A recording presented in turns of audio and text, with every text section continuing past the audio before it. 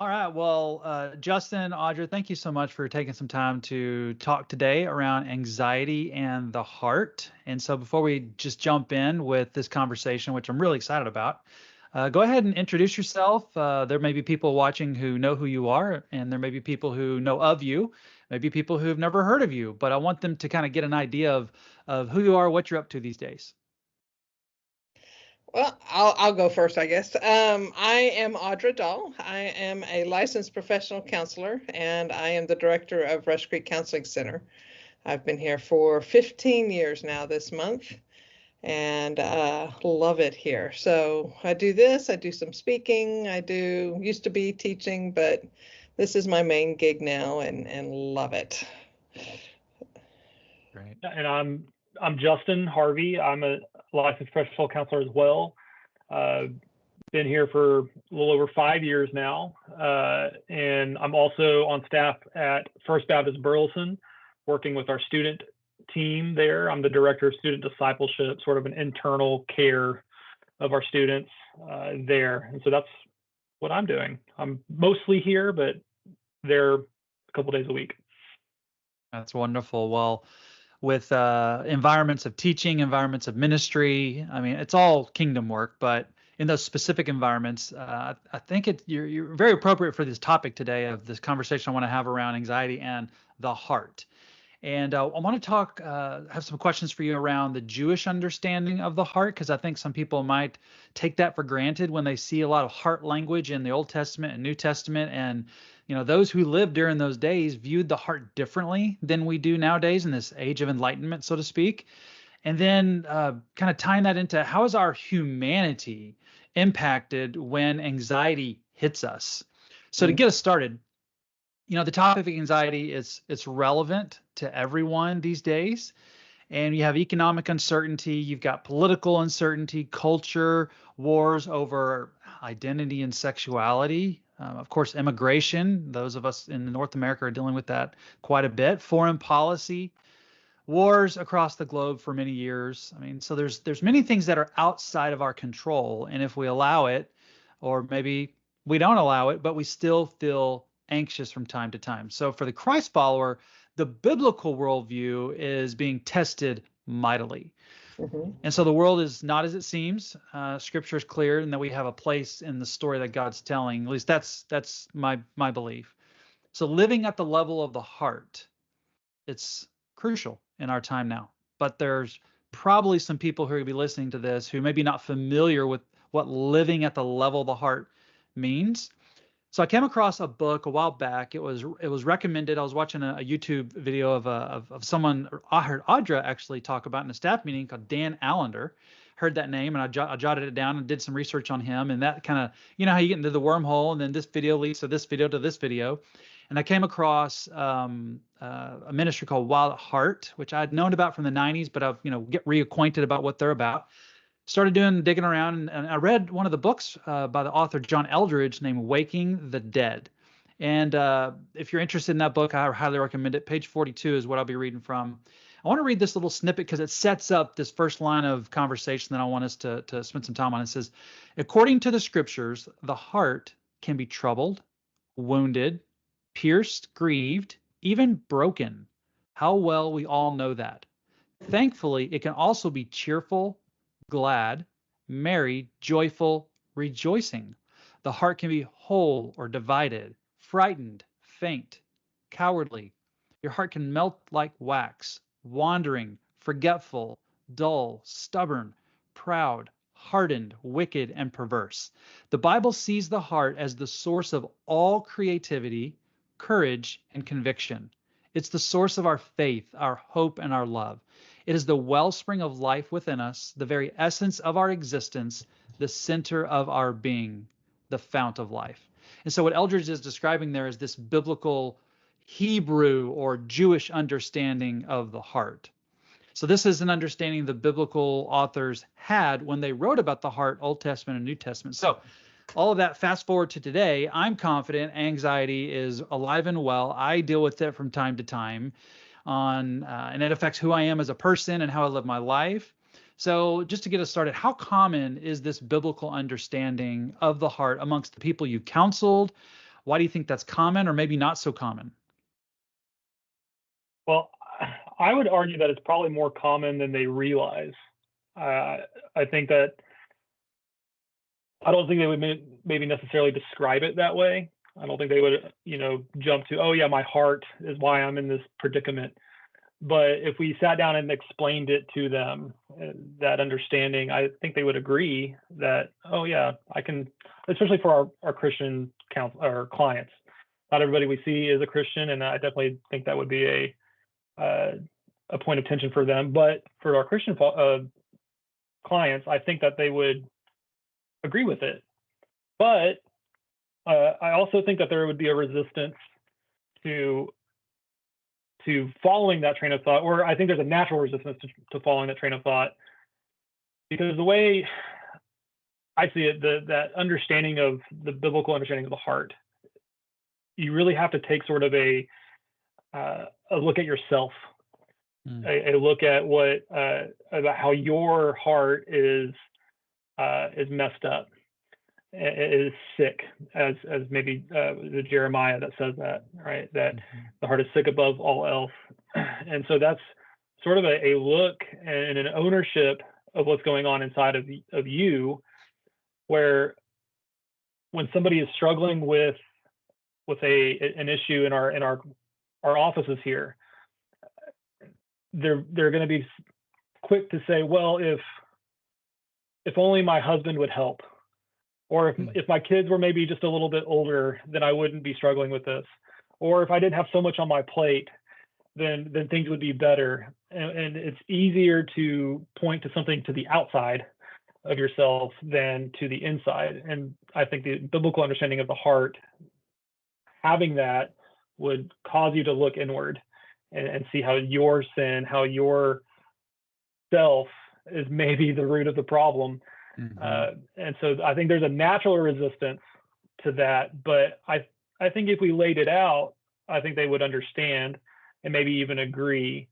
But again, I think that natural resistance is there just because it's that inward look at the self. Yeah, I think I would tag along to that and say I see the heart also almost synonymous to soul, and soul being our mind, will, and our emotions, and our heart both drives and is the result of all of those things, and so when we know things deep in our heart, we hear a lot of times, yeah, I know in my head this, but in my heart I feel very differently. And that's what they're talking about. We talk about Psalm 139:14, for I'm fearfully and wonderfully made, wonderful are your works. Most people know that, but they don't know, and my soul knows it very well. Right? And we can also, I think, synonymously say, and my heart knows it very well, because when we do, then we get all of those good sides of our good qualities of the heart that Dan Allender talked about. And the creativity, the courage, the conviction, our hope, and our love flows from that when we know that. But when we don't know it, when it's broken, when there's something in our soul broken, right, which Dan Allender talks about too in The Wounded Heart, another book of his about surviving abuse and stuff, then we get all the broken heart, the heart response to it. So, well, it's a great segue, because I was listening to a lecture of his that he did, or a talk, and he said the phrase, the heart is the real you. It's not a piece of you, it's the real you. And of course, I think he's echoing the biblical view of that. So as Christ followers who desire to live with this biblical understanding of the heart, I make an assumption that they want that, but if they do, when anxiety calls our name and comes to us face to face, what are we risking if we don't engage that anxiety, but instead just, take a pill or something like that? Now, I'm all for medicine, but if that's left untreated, what are we, at the heart level, what are we risking? Yeah, I think we'll maybe get into more of this here in a minute, but I think having a good understanding of what medication does is important, and thinking through that, and knowing that medication is a tool and it is necessary sometimes. We have an analogy that I think Audra actually taught me when I was an intern. Thinking of every day we start our day in a rowboat in the middle of a lake, and every day we're just trying to row to shore.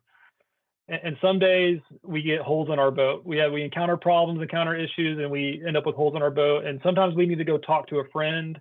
We need to go listen to some music. We need to go for a drive, and that can help plug those holes, and we make it to shore.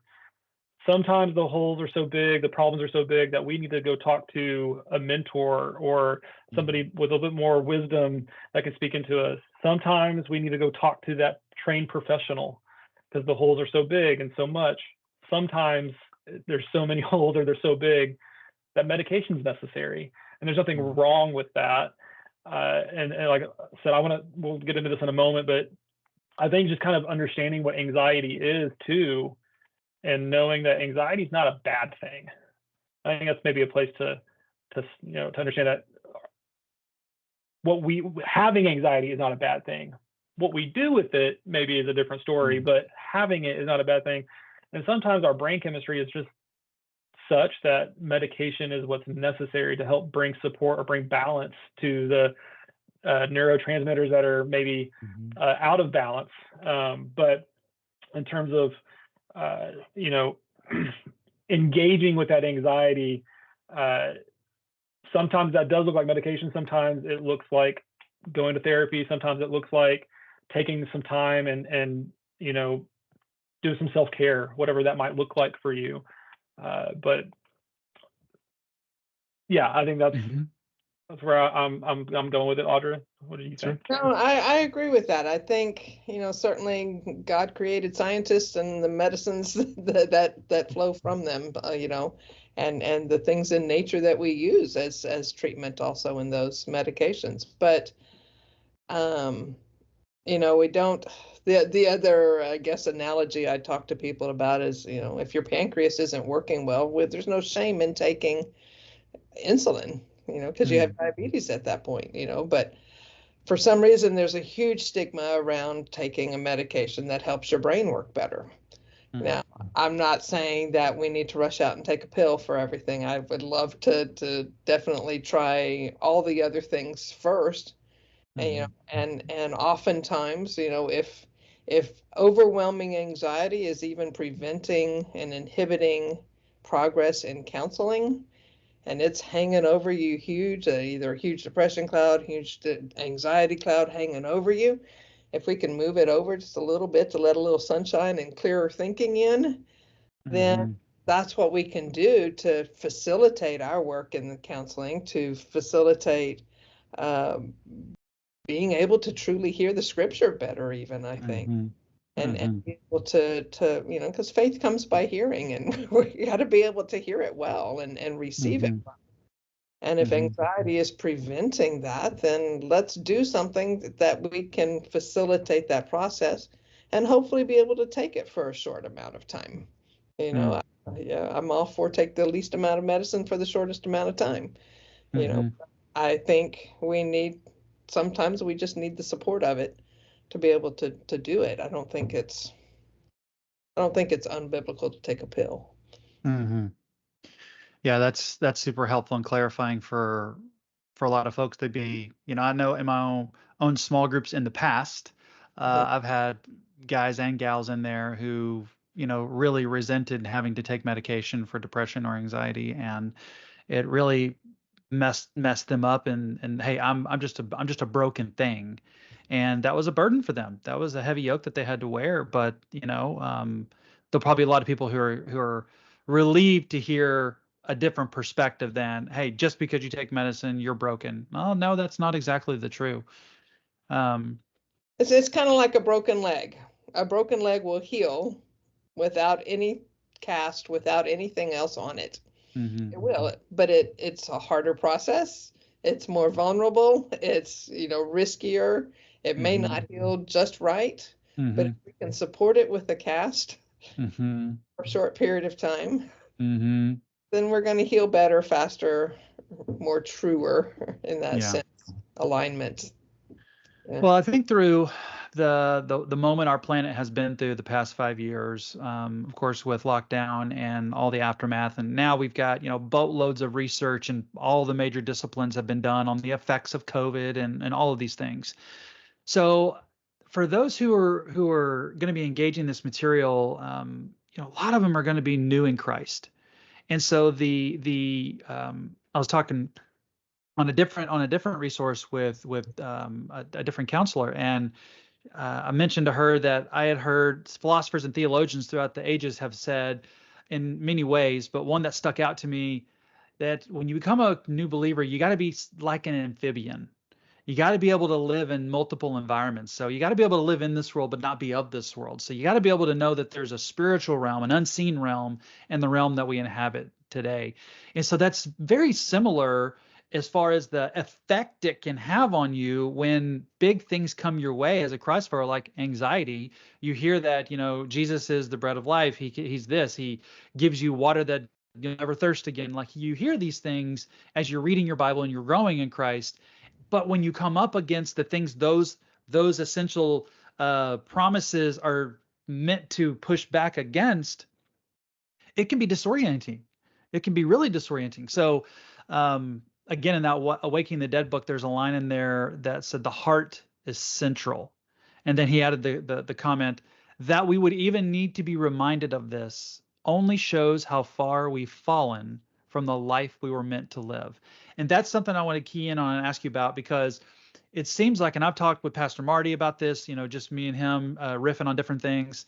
And it seems like a collective desire of humanity is since COVID, we're just trying to figure out how life can be good again. We want life to be good again. However, we know that we live in a world that we have to find a new way forward. So I'd like to just get your thoughts on, for someone who may be in that mindset of I want life to be good again, and I'm just taking things as they come, and anxiety is something they have to wrestle with. How can they engage their heart to help them not allow anxiety to overtake them? In other words, I'm looking for something practical. So they'll be listening to this. Practically, how can they engage anxiety? Maybe that's the best way to word it. How can they engage anxiety in such a way that they're doing so at the heart level? It's not just something that's superficial.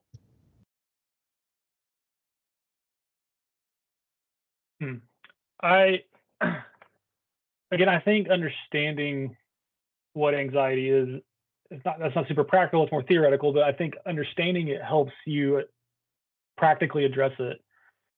And I think getting a good ground of, again, anxiety is not something to be ashamed of having. I often in my office, I point my clients to look at Jesus. In Luke 22, he's in the garden praying, and he's sweating blood. He is so stressed out, and I would argue anxious, knowing what's coming, that he's sweating blood. And so what does he do? And what is he doing? He's going to the Father. He's praying, right? He's also trying to get his support group around him. He's trying to get the disciples to come and be with him and pray with him. Now they're falling asleep. They're not doing a good job of being that for him, but he's modeling, I think, for us what we should do. But I think understanding, one, that there's nothing wrong with having anxiety, but when you do, what do you do with it? And so, and the Sermon on the Mount, I think even he has that section on anxiety, which if you look at the larger section of that sermon surrounding that, it's all about, what do you do, human? What are you doing when you're struggling with things? Basically, you're trying to take control. You're trying to run the show. And in Matthew 6:33, he kind of wraps it all up. He says, "Seek first the kingdom, and all else will be added to you." Right. And so we see Jesus model that in the garden, and he's going to his like I said, his guys, and he's trying to bring them along with him. And James speaks to that, and James 5:16, and he says, "Confess to one another that you may be healed." The prayers of a righteous person are strong and effective as they are working, right? And I love that verse. That verse means a lot to me just in my own journey, but I've just found so much healing in sharing the load, right? And I think that's what James understands, that, I love that he says confess, because when we think about confession, in a Christian sense, we usually think of, we confess to God, and when we confess to God, we get forgiveness. That's a vertical transaction. But when we confess to one another, a horizontal transaction, we receive healing. And it's because I think we're sharing our burdens, we're sharing our loads with other believers who can come around us and pray with us and pray for us and support us. And so when we're anxious, I think our natural desire is to try to control. I get that big bill, and it's like, okay, how do I fix this? Instead of, okay, let me pray about this, and let me go to my confidants in the faith and get their support on it. We start going through the checklist of things that we can do to try to control it and take it into our own hands. And so I think following Jesus' example of seek first the kingdom, and then get your guys around you, your gals around you, get your people around you. That would be the place I go to first. Yeah, and I would tag on that. Yeah, I would say Moses was incredibly nervous at the burning bush. I'd say he was. Great point. And he gave God 7 reasons why he shouldn't be chosen, and God finally, in a way, relented to his anxiety, to Moses's anxiety, and saying, okay, fine, take Aaron with you, take your brother with you, because I think he recognized Moses needed somebody with skin on with him, to support him going and doing this monumental, phenomenal feat. Right? Even though God's going to be with him in every single way, but he couldn't be with him with flesh on right there. And so, what Justin is saying about, the vertical transaction and the horizontal transaction is so incredibly important, because we need people. We need people, and that confession goes both ways, both vertically and horizontally. And it's a confession of not, well, these are my sins, but a confession of, this is what's going on with me, and when I fully confess to God, I am agreeing with God. It literally means agree with God, not agree with, he knows that I'm a terrible sinner and he knows that. No, it's an agreement of, he knows what's going on with me, and what I'm confessing to him agrees with what he knows is going on with me. That's a great, yeah. Right? And same thing with what's going on with, and being open and honest and transparent with our friends, our social support, so that they can provide the level of support that we need, being the hands and feet of Jesus to us. Oh, that's good clarity right there. Being God with skin on.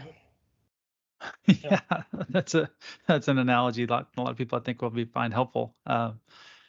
So, well then, okay, I'm tracking with you, and you're giving me clarity even as we're talking. But I do have to pull it back around, because Justin, you mentioned earlier that let's start with, not anxiety is not necessarily always a bad thing, but there's the flip side, right? That I think needs to be addressed, because having adrenaline and cortisol, your brain sitting in that bath all the time is not good, right? And I think our original Edenic condition was Yahweh would take care of our every need. We would have nothing. We have no desires, wants, wishes, or dreams that he doesn't fulfill.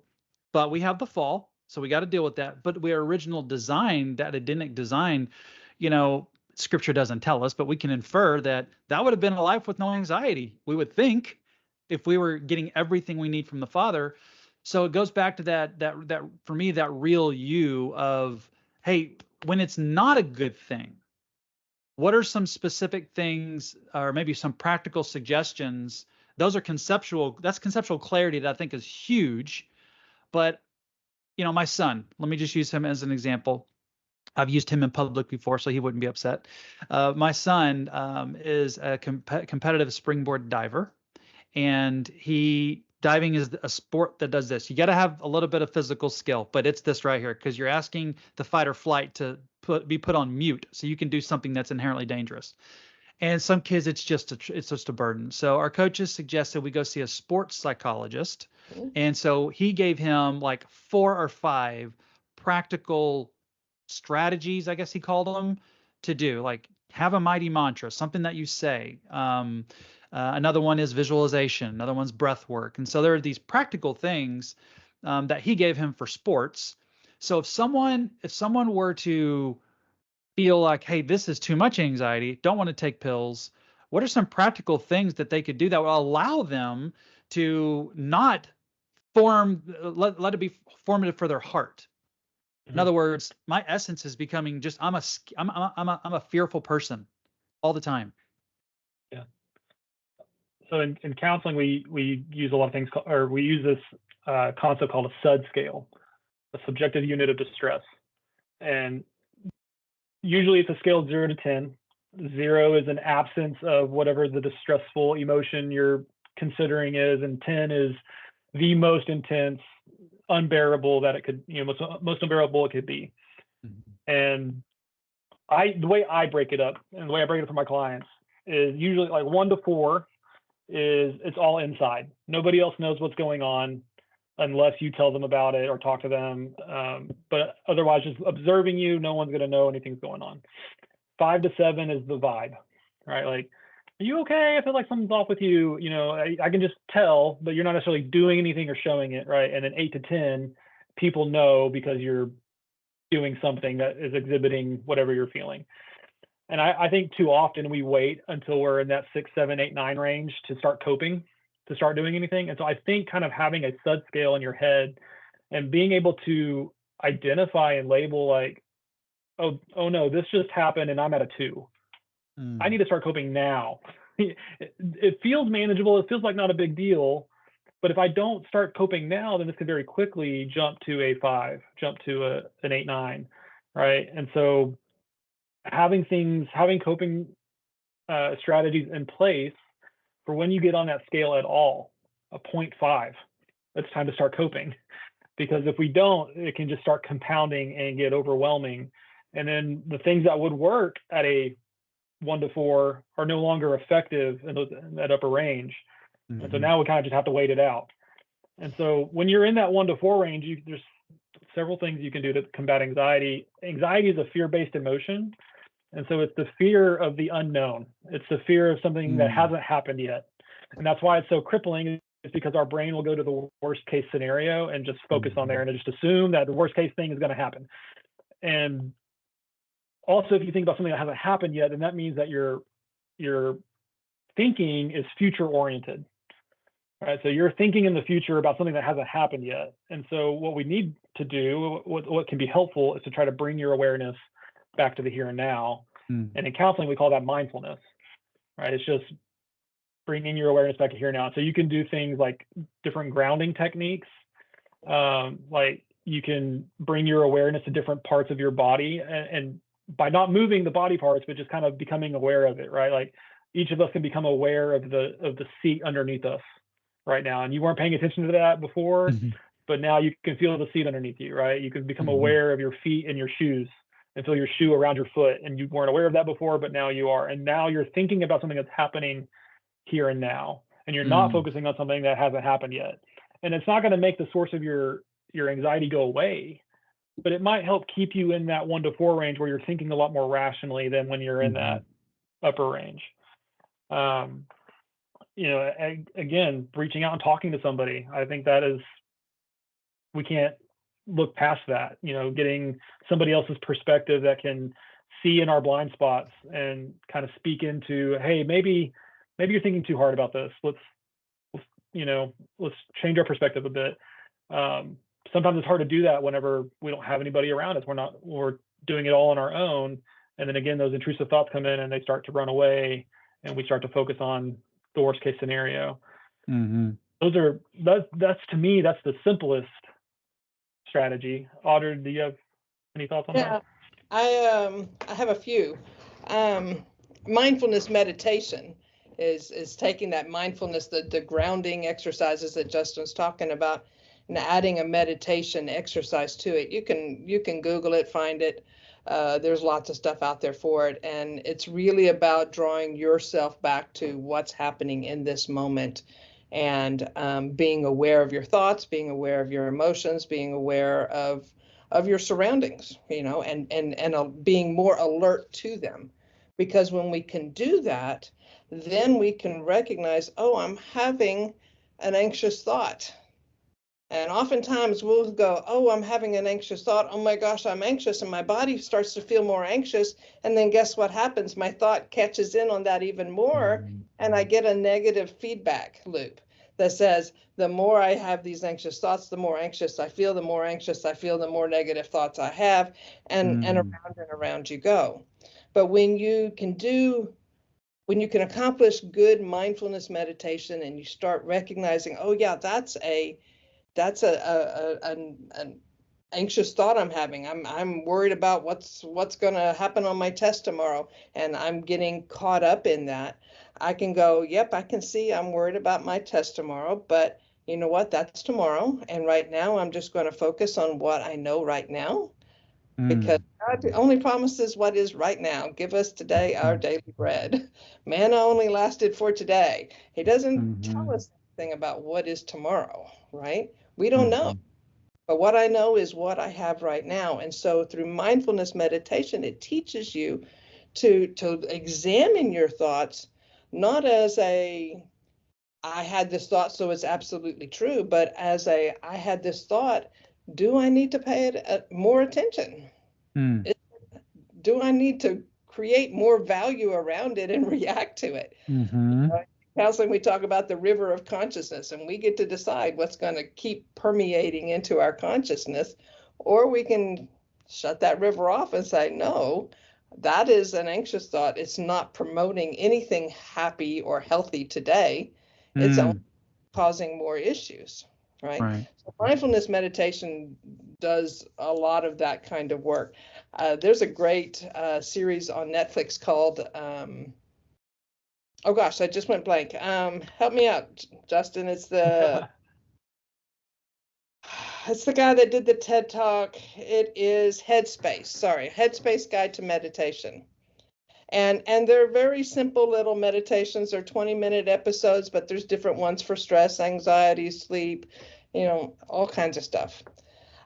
Relaxation exercises are different from meditation, because they're relaxing on purpose. They are not sit on the TV and watch, or sit on the couch and watch TV for an hour. We think that's relaxing. It might be relaxing, but it's actually escaping. It's not relaxing your body. There's a big difference. So doing relaxation exercises like guided imagery, progressive muscle relaxation, autogenic phrases, all of these things you can Google, you can YouTube them. They will come up with stuff for you. And it's teaching your body to slow down, and it's promoting the parasympathetic parts of your nervous system to work. It is the brake to the gas system of your body. The gas system being, if we're looking as an analogy of a car, the gas is the sympathetic nervous system that is triggered with anxiety. And in your body, we need to go, ramp up for a fight, ramp up for protection, ramp up for everything. And the parasympathetic is the one that says, oh no, the threat has passed. We can slow down. We can put the brake on. And so we want to do those things that promote the parasympathetic. What we're learning more and more now with neuroscience and more physiological techniques is sternum tapping. You right here, that cartilage that runs right down the middle. You do it hard enough to where you kind of sound like you're in front of a fan. It's called sternum tapping. You do it for 30 seconds or so. It will stimulate the vagus nerve system, which stimulates the parasympathetic, which calms you down. Writing that down now. Right?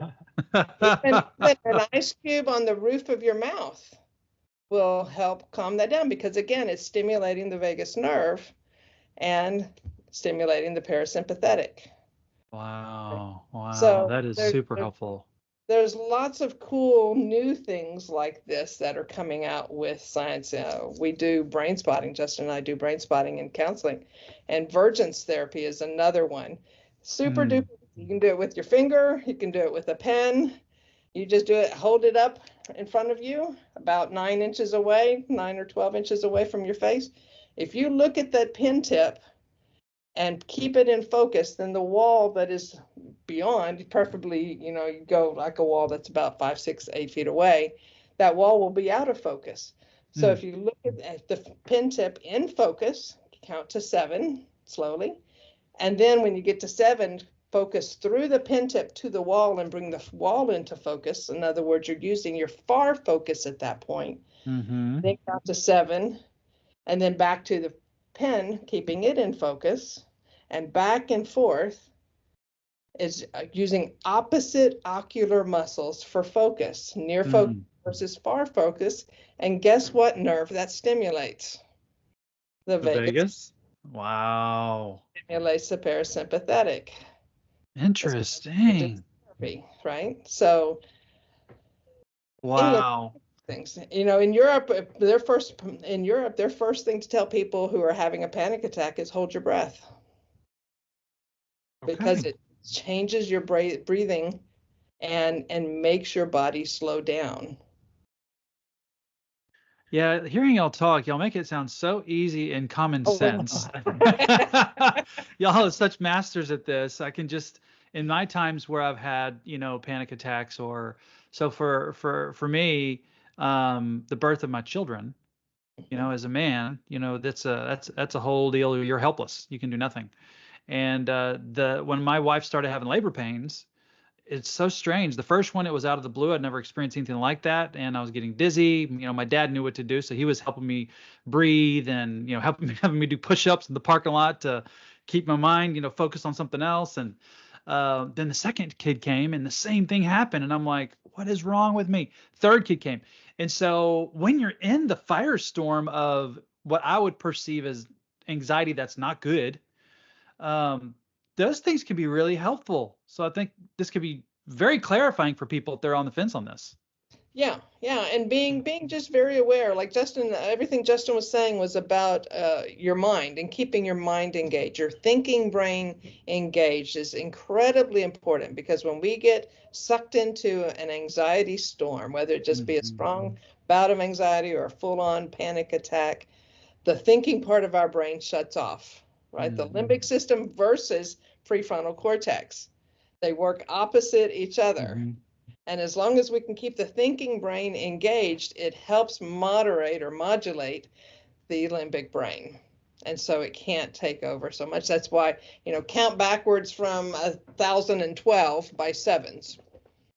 It's hard to do. Yep. And it's a great grounding exercise, because it makes you think and count backwards, and it turns this part of your brain on, just like the other grounding exercises Justin was talking about. Name 3 things that are blue around the room, or what are the things that you're aware of touching you? What are the different 5 sense things that you are experiencing right now? Anything that keeps the brain engaged.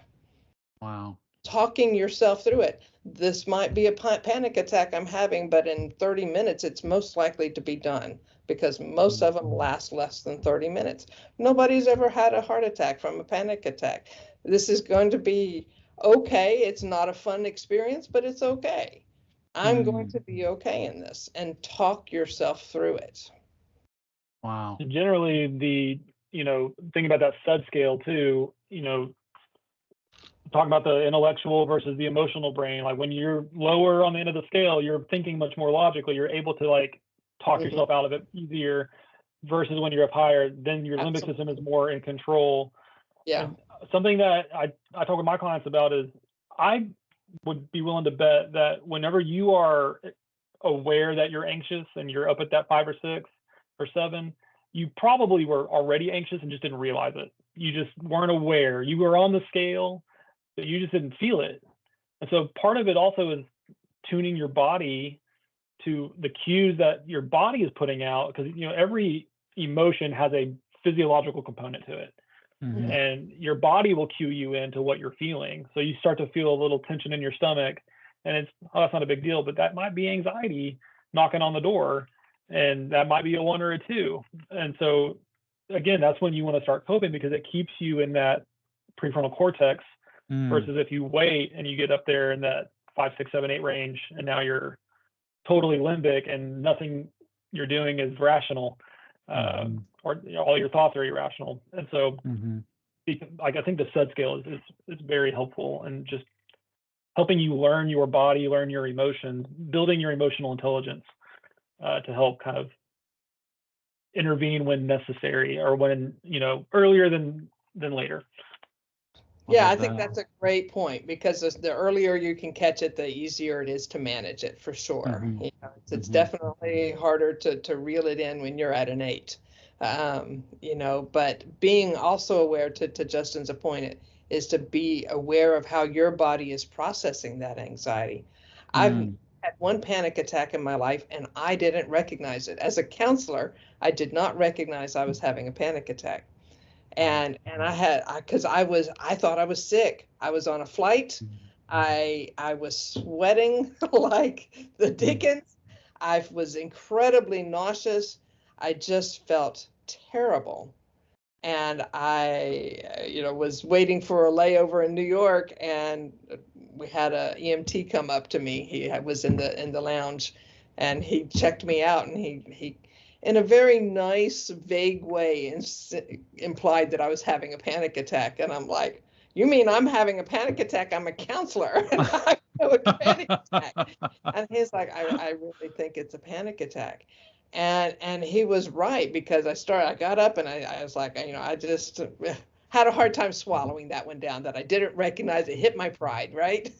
And it was about 10 or 15 minutes after that, then the anxious feelings started hitting. It was very different for me. I had very different physiological symptoms first, and then the anxious things hit.